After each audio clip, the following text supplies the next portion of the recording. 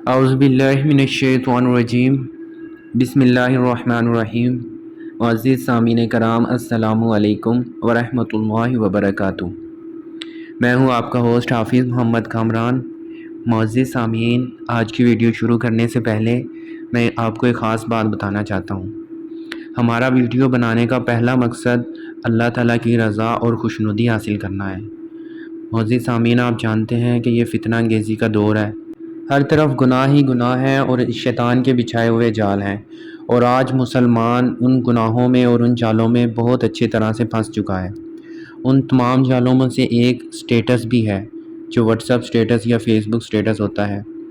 اگر آپ ایک گانا یا ایک بری بات سٹیٹس پہ لگاتے ہیں تو اس کو 10 لوگ دیکھتے ہیں تو 10 لوگوں کا گناہ آپ کے حصے میں آتا ہے، اور ان میں سے اگر کوئی ایک آپ کا سٹیٹس آگے فارورڈ کرتا ہے تو وہ 100 لوگ دیکھتے ہیں، اور اسی طرح وہ 1000 لوگ دیکھتے ہیں، تو ان سب کا گناہ آپ کے حصے میں آتا رہتا ہے، یہاں تک کہ آپ کے مرنے کے بعد وہ گناہ آپ کے حصے میں آتا رہے گا۔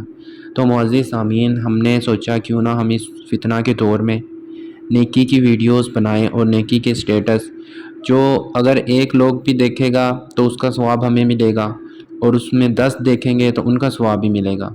تو یہ ہمارے لیے ایک آسان صدقہ جاریہ بن جائے گا، اور اس کا ثواب قیامت تک ہمیں ملتا رہے گا۔ تو اسی طرح معزز سامعین، آپ سے بھی ریکویسٹ ہے، اپنے سٹیٹس اور فیس بک پہ ہمیشہ نیک اور اچھی چیزیں لگائیں، تاکہ وہ آپ کے لیے صدقہ جاریہ بن جائے، آپ کے اور آپ کے پیرنٹس کے لیے بخشش کی وجہ بن جائے۔ بے شک ہم اتنے گناہ گار ہیں کہ ہمارے پاس نیکی کا ذریعہ کوئی نہیں ہے، لیکن اللہ تعالیٰ ہمارے کسی ایک عمل سے خوش ہو جائیں، اور ہماری وجہ سے کسی ایک شخص کے نیک عمل کرنے سے ہماری بھی بخشش ہو جائے۔ ہمیں کوشش کرنی چاہیے کہ اگر ہم نیکی اور بھلائی نہیں کر سکتے تو کم از کم گناہ والا سٹیٹس یا گانوں والا سٹیٹس بھی نہ لگائیں، تاکہ اس کا گناہ بلا وجہ ہمارے حصے میں نہ آئے۔ تو چلیں ہماری ویڈیو سٹارٹ کرتے ہیں۔ پانی پر چلنے والے قدم۔ حضرت انس بن مالک رضی اللہ تعالیٰ عنہ روایت کرتے ہیں کہ ایک بار نبی کریم صلی اللہ علیہ وسلم نے ارشاد فرمایا، کیا کوئی ایسا شخص بھی ہے جو پانی پر چلے اور اس کے قدم پانی میں تر نہ ہوں؟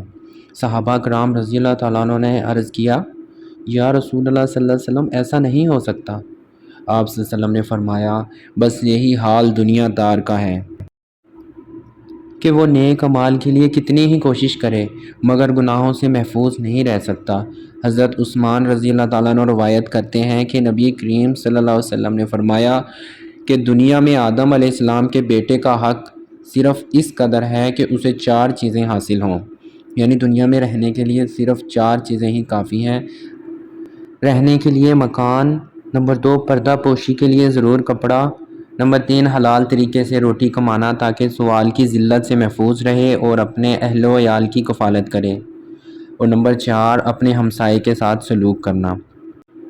جس بندہ مومن میں یہ خوبیاں ہوں گی، قیامت کے دن اس کا چہرہ 14ویں رات کی چاند کی مانند چمکے گا۔ اور جو شخص اس دنیا میں اگرچہ روزی تو حلال طریقے سے پیدا کرے مگر اس پر فخر اور مغرور ہو اور حرص میں مبتلا ہو اور ریاکاری اختیار کرے، تو وہ شخص قیامت کے دن جب اللہ تعالیٰ کے حضور میں حاضر ہوگا، اس وقت اللہ تعالیٰ اس پر غصہ ہوں گے۔ نبی کریم صلی اللہ علیہ وسلم نے فرمایا، جو شخص دنیا کو طلب کرے اور حرص میں دنیا میں مبتلا ہو کر عقبہ سے بالکل بے خبر ہو جائے تو اللہ تعالیٰ اس کو 6 عذابوں میں گرفتار کرے گا۔ 3 عذاب دنیا میں ہوں گے اور 3 آخرت میں ہوں گے۔ دنیا کے 3 عذاب یہ ہیں، اس کے دل میں ایسی بڑی بڑی آرزوئیں ہوں گی جن کی انتہا نہ ہو اور ان کا پورا ہونا محال ہو، اس پر حرص غالب ہوگی اور قناعت کی توفیق نہ ملے گی۔ اس کے دل سے عبادت کی حلاوت دور ہو جائے گی، یعنی اس کو عبادت میں بالکل مزہ نہیں آئے گا۔ اور آخرت کے 3 عذاب یہ ہیں، قیامت کی ہولناکی سے وہ بدحواس ہوگا، اس کے اعمال کا سختی سے حساب لیا جائے گا، قیامت کے دن اس کو بے انتہا حسرت ہوگی۔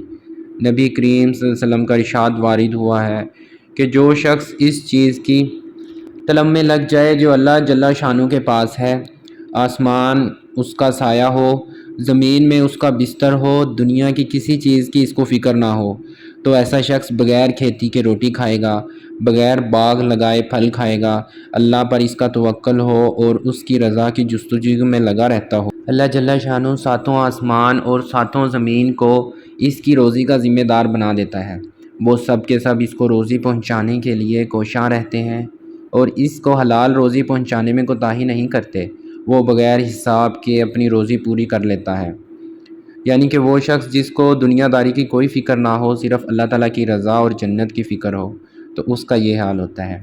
نبی کریم صلی اللہ علیہ وسلم کا ارشاد ہے، جو شخص دنیا سے محبت رکھتا ہے وہ اپنی آخرت کو نقصان پہنچاتا ہے، اور جو اپنی آخرت سے محبت رکھتا ہے وہ صورت کے اعتبار سے دنیا کو نقصان پہنچاتا ہے۔ بس جو چیز ہمیشہ رہنے والی ہے یعنی آخرت اور جنت، اس کو ترجیح دو اس چیز پر جو بہرحال فنا ہو جانے والی ہے۔ معزز سامعین، یہ تھی آج کی ہماری ویڈیو۔ امید کرتا ہوں کہ آپ کو پسند آئی ہوگی۔ صدقہ جاریہ سمجھ کے اپنے دوستوں سے بھی شیئر کیجیے گا۔ اللہ تعالیٰ آپ کو اور آپ کے اہل خانہ کو ایمان کی بہترین حالت نصیب فرمائے اور آپ کو اور سب کو اپنے حفظ و ایمان میں رکھے۔ میرے لیے بھی دعا کیجیے گا۔ اپنا بہت سا خیال رکھیے گا۔ خدا حافظ۔